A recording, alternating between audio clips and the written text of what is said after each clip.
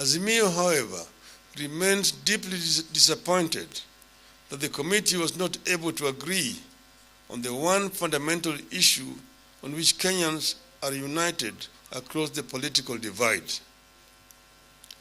The two teams were unable to agree on the need and the means to reduce the cost of living. This is why we have described the document the committee presented as imperfect and unfinished. It was not for lack of trying on our part that the committee was unable to agree on the issue of cost of living.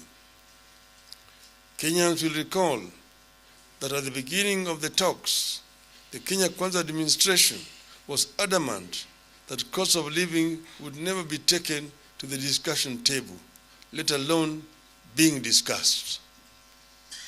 The Kenya Kwanza had insisted that the only issues it was ready to discuss were the reconstitution of the IEBC, implementation of the two-thirds gender rule, entrenchment of Constituency Development Fund, establishment and entrenchment of the office of the Leader of the Opposition, and the embedment of the office of Prime Cabinet Secretary.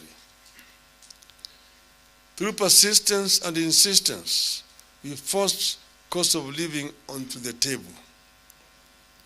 We had hoped that as the talks progressed, while life got harder for Kenyans, Kenya Kwanza leaders could have the empathy, soften their hearts, and agree to lessen the burden their policies had imposed on Kenyans.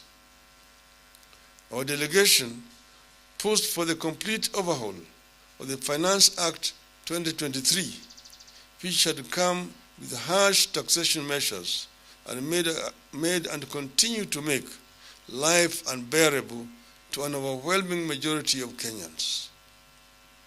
At no expense to the government, we deployed our team of economists to recommend to the administration measures which, if adopted, would immediately bring the cost of living down.